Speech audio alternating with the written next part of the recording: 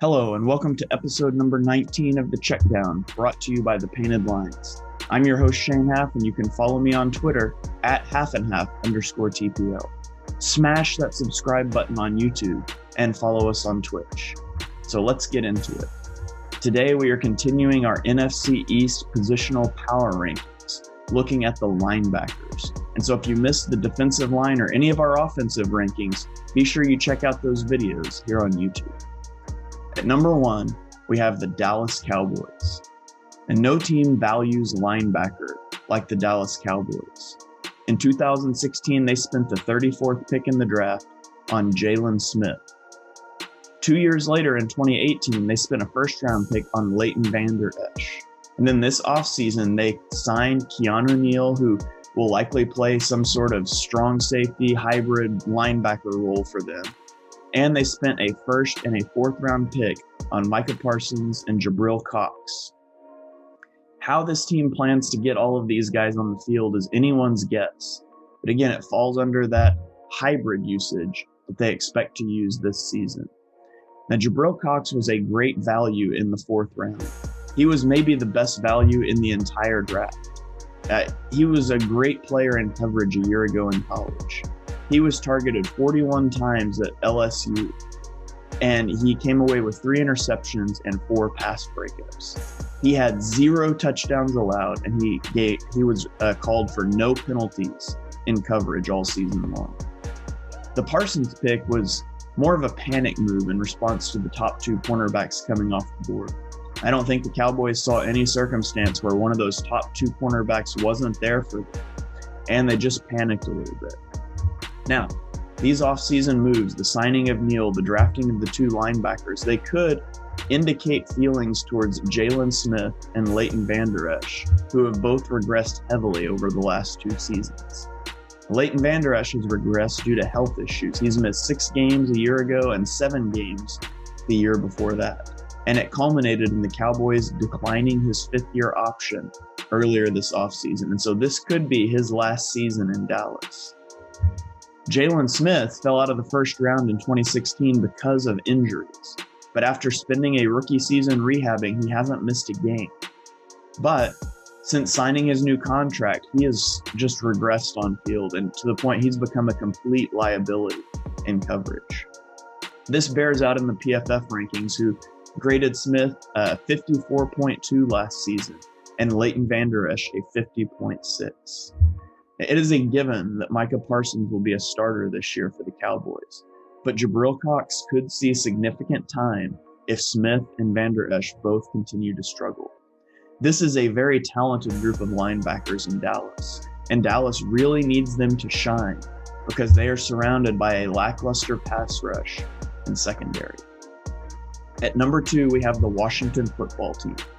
The Washington football team transitioned from a 3-4 to a 4-3 defense, and nobody benefited more from that transition than Cole Holcomb. Cole Holcomb had 72 tackles, 6 tackles for loss, and 1 interception last year, and he was awarded a 72 grade by PFF for the season. He is definitely a player trending up as he goes into the 3rd year of his career. Unfortunately for the football team, his rise is coupled with the regression of John Bostic. Now, the tackle numbers are there for Bostic. He had 118 of them a year ago. But if you put on the tape, you can just see that he's beginning to slow down. And PFF graded him a 52.7 last year. And so the football team spent a first-round pick on linebacker Jamin Davis from the University of Kentucky. Now, Davis is very inexperienced. He only recorded 11 starts for the Wildcats in his 3 seasons there. But it's easy to see what the football team liked about him. He has great athletic traits. He's notably his explosiveness, athleticism, and his length. And he excels in coverage. He struggles sometimes with the processing, but you would assume that would come with repetitions at the next level. Washington really needs him to shine as a rookie to fill out this linebacking core, but that has traditionally been hard for first-year linebackers to make a big impact. Regardless of how his rookie season pans out, the long-term outlook for Davis is very favorable, and that gives the football team a great future at the linebacker position when you pair Jamin Davis with the rising 24-year-old Cole Holcomb. At number 3, we have the New York Giants. The New York Giants have Blake Martinez as their key linebacker. He recorded 151 tackles, 9 tackles for loss, 1 interception, 2 forced fumbles, and 1 fumble recovery a year ago. Now, Martinez is a borderline elite player for the Giants at linebacker.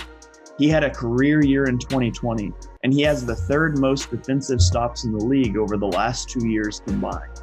PFF awarded him a grade of 75.9 1 year ago. Unfortunately, there's not really a lot behind him for the Giants. They have Lorenzo Carter, who graded well from PFF, but he didn't play a lot last year.